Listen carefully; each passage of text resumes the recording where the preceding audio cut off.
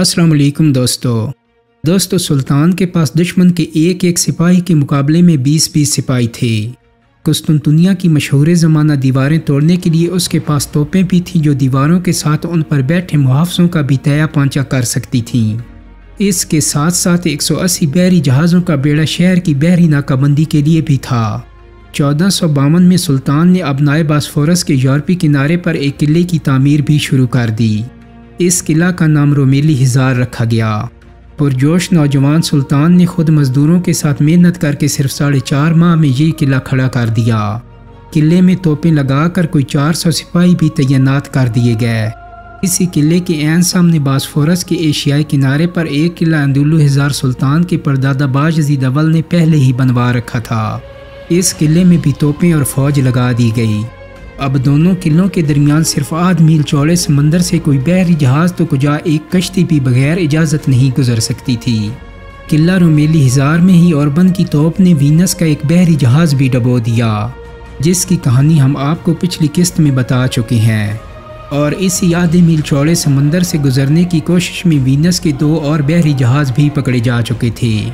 यूँ ये रास्ता कुस्तुनतुनिया की किसी भी किस्म की मदद के लिए बंद हो चुका था।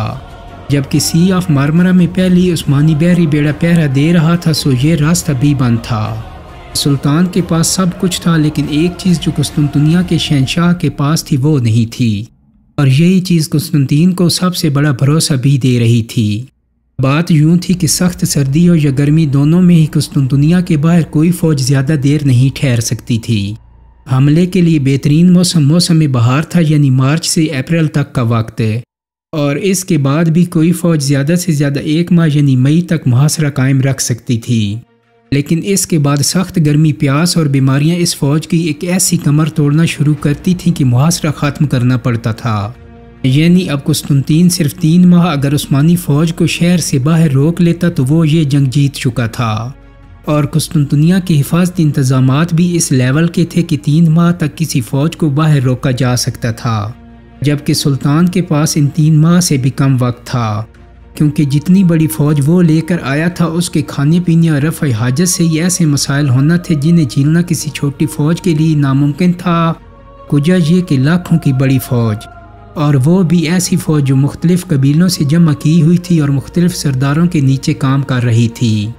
इन सब बातों को जहन में रख कर जब सुल्तान एड्रिन से चला था तो ये 30 मार्च 1453 की तारीख और जुमे का दिन था। सुल्तान ने ख़ास तौर पर जुमे के दिन को मुबारक समझते हुए रवानगी के लिए मुंतखब किया था। सुल्तान घोड़े पर सवार इस तरह आगे बढ़ रहा था कि उसके दोनों तरफ घोड़सवार सैयदज़ादे थे। उनके साथ उलमा और शवेख की बड़ी तादाद भी थी, और ये सब लोग बुलंद आवाज़ से कामयाबी की दुआएं मांग रहे थे। इस दौर की बाकी फ़ौजों के बरक्स ये फ़ौज रास्ते में आने वाले देहात और छोटे शहरों को नुकसान भी नहीं पहुँचा रही थी। सबसे आखिर में तोपें खींच कर लाई जा रही थीं। सिर्फ बड़ी तोप को 60 बैल और 200 आदमी खींच रहे थे। यही नहीं बल्कि एक जदीद फ़ौज की तरह वो उस्मानी लश्कर के आगे बढ़ने वाले रास्तों को भी बेहतर बनाते जा रहे थे। फ़ौज के इंजीनियर्स की कई टीमें फ़ौज के मरकज़ी हिस्से की रवानगी से पहले ही कुस्तुनतुनिया की जानिब बढ़ चुकी थीं। ये टीमें फ़ौज की गुज़रगाहों पर रास्तों और पुलों की मुरम्मत कर रही थीं। तोपें गुजारने के लिए ऊंचे नीचे और ख़राब रास्तों को हमवार किया जा रहा था। जहां रास्ते ज़्यादा ख़राब थे वहां पत्थर बिछा कर पुख्ता सड़कें बना दी गई थीं। फ़ौज के साथ सिर्फ सिपाही ही नहीं बल्कि हर ज़रूरी काम के लिए लोग मौजूद थे। इनमें बावर्ची, कारपेंटर, लोहार, मोची, लकड़हारे, दर्जी, गोले बनाने वाले और कुल्ली सभी शामिल थे। उधर कुस्तुनतुनिया में भी सुल्तानी फ़ौज के पहुंचने की खबर हो चुकी थी। ईसाइयों का मजहबी त्यौहार ईस्टर शुरू होने वाला था। यूरोप से मदद की सारी उम्मीदें दम तोड़ चुकी थीं और अब शहर की ऑर्थोडॉक्स आबादी फिर से कैथोलिक चर्च के खिलाफ हो चुकी थी। 1 अप्रैल को ईस्टर संडे था। कुस्तुनतुनिया का हर गिरजाघर इबादत गुजारों से खचाखच भरा हुआ था। उस्मानी फ़ौज के हमले को नाकाम बनाने की दुआएं मांगी जा रही थीं और ज़ोरों शोर से घंटियां बजाई जा रही थीं, लेकिन हैगा सोफिया में कोई दुआ मांगने वाला था ना शमा जलाने वाला। चूँकि कैथोलिक पोप कुस्तुनतुनिया की मदद के लिए सलीबी फ़ौज नहीं भेज सका था, इसलिए शहर की ऑर्थोडॉक्स आबादी ने भी ईस्टर की मुक़द्दस त्यौहार पर हैगा सोफिया का बाइकाट कर दिया था। 2 اپریل کو بڑی تعداد میں عثمانی فوج شہر کے سامنے پہنچنا شروع ہو گئی اور شہر کے تمام دروازے آخری بار بند کر دیے گئے، بلکہ شہر کے مرکزی پھاٹک کو تو بہت پہلے ہی اکھاڑ کر وہاں پتھر چون دیے گئے تھے۔ مغربی دیوار والی خندق پر بنے تمام پل بھی گرا دیے گئے تاکہ عثمانی فوج خندق کو پار نہ کر سکے۔ سلطان 30 مارچ کو جمعے کے روز چلا تھا اور 6 اپریل کو جمعے ہی کے روز شام کے وقت وہ شہر کے سامنے پہنچ گیا۔ وہ مالٹیپی کی اسی پہاڑی پر کھڑا شہر کو دیکھ رہا تھا جس پر کبھی اس کا باپ کھڑا ہوا تھا۔ یہ پہاڑی دشمنوں کے تیروں اور گولوں کی پہنچ سے تو بہت دور تھی، لیکن ہیگا صوفیہ کے بلند گنبد یہاں سے بھی دکھائی دیتے تھے۔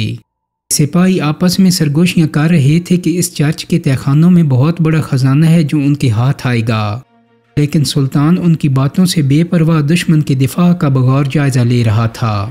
اس نے شہر کی مغربی دیوار کے سامنے اپنا سرخ اور سنہری خیمہ نصب کروایا، عین اسی جگہ جہاں اس کے والد نے 31 برس پہلے اپنا خیمہ نصب کیا تھا، اور اسی پہاڑی کے سامنے رومن ہاؤس گیٹ کے پاس وہ دیوار تھی جس پر مراد دوم کی توپوں نے گولے برسائے تھے، جس سے وہ کسی حد تک ٹوٹ چکی تھی اور اب قسطنطنیہ اپنی غربت کے باعث اسے مرمت بھی نہیں کروا پایا تھا۔ لیکن یہ صرف ایک اندرونی دیوار تھی، جبکہ باہر والی دیوار ابھی سلامت تھی۔ سلطان کی توپیں اگر یہ باہر والی دیوار بھی توڑ دیتیں تو اس کے بعد عثمانی فوج اور شہر کی راہ میں کوئی رکاوٹ نہیں تھی۔ یہی سوچ کر سلطان نے اس پہاڑی پر اپنا خیمہ لگوایا تھا تاکہ وہ اپنی نگرانی میں یہ اہم ترین مہم سر انجام دے سکے۔ اسی جگہ یعنی فوج کی پوزیشن کے سینٹر میں اس کے بہترین سپاہی یعنیچری، تیر انداز اور حملہ کرنے والے گھڑ سوار دستے تھے جنہوں نے مالٹیپی کی پہاڑی کو گھیر رکھا تھا۔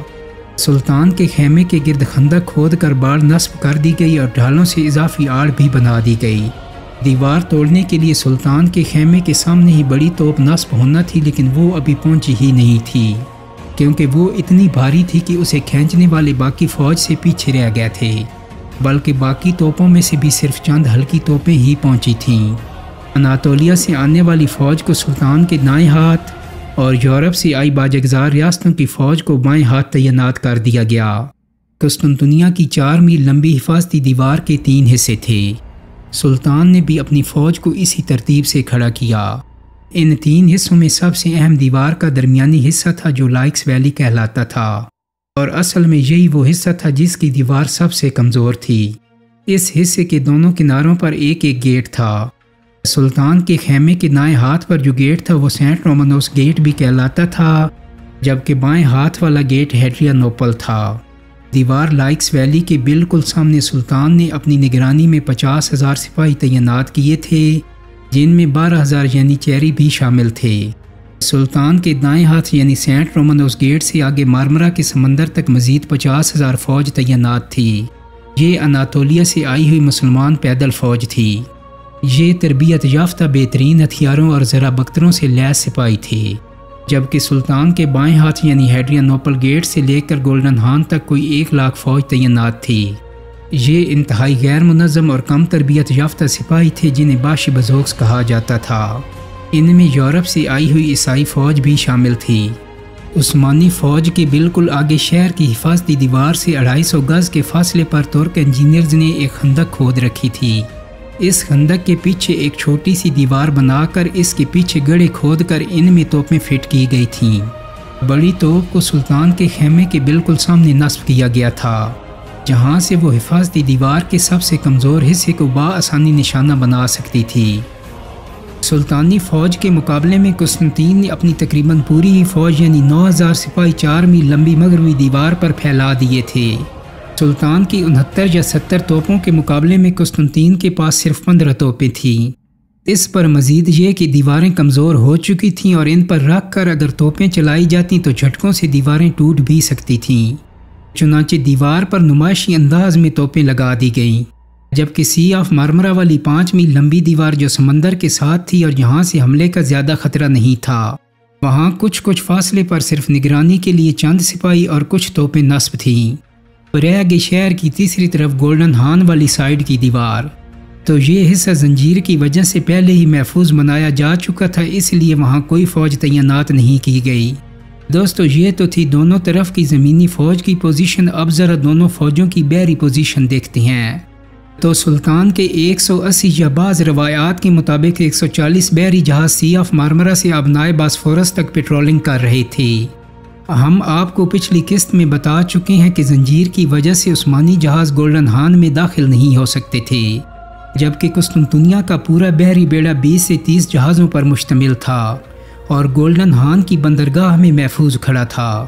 لیکن اب اس کے امتحان کا وقت آن پہنچا تھا، کیونکہ 7 اپریل کو کیل کانٹے سے لیس عثمانی فوج انہیں چاروں طرف سے گھیر چکی تھی۔ چھوٹی چھوٹی چند جھڑپیں بھی ہو چکی تھیں، لیکن یہ تو صرف ایک ٹریلر تھا۔ 12 اپریل کی رات سلطان محمد اپنی بڑی توپ کے پاس آیا اور چند لمحوں بعد پہلے گولے کی ضرب سے قسطنطنیہ کی دیواریں تھرا اٹھیں۔ توپوں کے ساتھ ساتھ عثمانیوں کی منجنیقیں بھی دیوار کے پار شہر میں پتھر پھینک رہی تھیں۔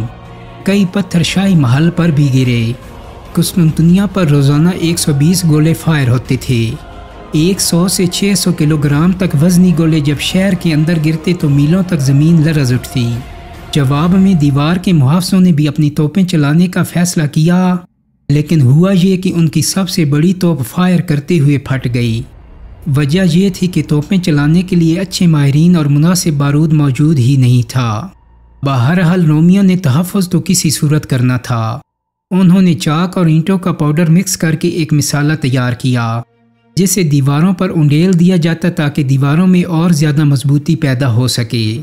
اس کے علاوہ شہر والوں نے اپنے لحافوں اور چٹائیوں سے روئی اور چمڑا نکال کر انہیں لکڑی کی لمبی لمبی شیٹوں پر باندھ دیا اور ان شیٹوں کو دیواروں کے آگے لٹکانا شروع کیا تاکہ دیواریں گولوں کا دباؤ برداشت کر سکیں۔ لیکن جدید اور بھاری بھرکم گولوں کے سامنے کوئی بھی ایسا ٹوٹکا، کوئی ایسی ترکیب کام نہیں آ رہی تھی۔ صرف ایک ہفتے کی بمباری سے ہی بیرونی دیوار کا ایک بڑا حصہ گر گیا، لیکن یہاں عثمانیوں کے لیے بھی ایک مسئلہ پیدا ہو گیا۔ وہ یہ کہ عثمانیوں کی بڑی توپ گولہ فائر کرنے کے بعد تیزی سے ٹھنڈی ہونے لگتی تھی، جس سے اس کی نال ٹوٹنے لگتی تھی۔ تیزی سے ٹھنڈا ہونے سے بچانے کے لیے اس پر گرم تیل ڈالنا پڑتا تھا۔ اسی مسئلے کی وجہ سے بڑی توپ دن میں صرف 7 بار فائر کر سکتی تھی۔ دوسری توپوں کے ساتھ بھی کچھ ایسے ہی مسائل تھے جن کی وجہ سے فائرنگ بار بار روکنا پڑتی تھی، لیکن یہ وقفہ قسطنطنیہ والوں کے لیے بہت بڑی نعمت تھا۔ اسی دوران انہوں نے سینٹ رومانوس گیٹ کے پاس ٹوٹی ہوئی دیوار اس طرح مرمت کر لی کہ اب وہاں پتھروں اور اینٹوں کی ایک باڑ بن گئی تھی۔ کچھ دوسری کمزور جگہوں پر مٹی اور ریت سے دیوار کی مرمت بھی کر دی گئی تھی۔ 18 اپریل کو عثمانیوں نے ایک ایسی کمزور جگہ سے شہر میں داخل ہونے کی کوشش کی، لیکن بارش کی وجہ سے یہاں مٹی کی دیوار پر پھسلن زیادہ تھی، جس کی وجہ سے عثمانی فوج اوپر نہ چڑھ سکی۔ ویسے بھی رومی فوج اوپر سے تیروں، پتھروں اور گولیوں کی بارش کر رہی تھی، سو عثمانیوں کو پیچھے ہٹنا پڑا۔ اس حملے میں 200 عثمانی سپاہی جان سے چلے گئے۔ ایک طرف جہاں شہر میں داخل ہونے اور گیٹ کھولنے کی یہ کوشش ناکام ہو رہی تھی، وہیں عثمانی فوج کے ساتھ ایک اور حادثہ بھی ہو گیا۔ ابھی جنگ کے ابتدائی دن ہی تھے کہ سلطان محمد کی امیدوں کا مرکز اور سب سے بڑی توپ فائر کرتے ہوئے ایک خوفناک دھماکے سے پھٹ گئی۔ نہ صرف توپ پھٹی بلکہ اسے چلانے والے اور اس کے ارد گرد کھڑے ماہر توپ ساز اور سپاہی بھی مارے گئے۔ ان مارے جانے والوں میں سے ایک اور بند بھی تھا جس نے یہ توپ بنائی تھی۔ یہ بہت بڑا نقصان تھا، ناقابل تلافی نقصان، لیکن اب نئی توپ بنانے کا وقت بہرحال نہیں تھا۔ چنانچہ دیسی حل نکالا گیا کہ توپ کی ٹوٹی ہوئی نال کو جوڑ کر اس پر لوہے کے بڑے بڑے رنگز چڑھا دیے گئے۔ یہ جگاڑ عارضی طور پر کام کر گیا اور توپ نے فائرنگ شروع کر دی، لیکن کچھ عرصے بعد یہ پھر ٹوٹ گئی۔ سلطان کو بہت غصہ آیا، لیکن ظاہر ہے غصہ برونز کی ٹوٹی ہوئی نال کو جوڑ تو نہیں سکتا تھا، سو بیکار تھا۔ اب سلطان کو عقل ہی لڑانا تھی۔ وہ اور اس کے ساتھی عقل لڑاتے رہے اور کسی نہ کسی طرح بڑی توپ کچھ دیر کے لیے فائر کے قابل بناتے رہے، لیکن ابھی ایک بڑا دھچکا اور بھی تھا۔ دوستو، ہم آپ کو پچھلی قسط میں بتا چکے ہیں کہ سلطان نے یورپی طاقتوں ہنگری اور وینس سمیت کئی ملکوں سے صلح کر لی تھی یا معاہدے کر لیے تھے، لیکن جب سلطان ان طاقتوں سے بے فکر ہو کر قسطنطنیہ کا محاصرہ شروع کر چکا تھا تو اچانک ایک یورپین امپائر ہنگری نے عثمانیوں سے امن معاہدہ توڑ دیا۔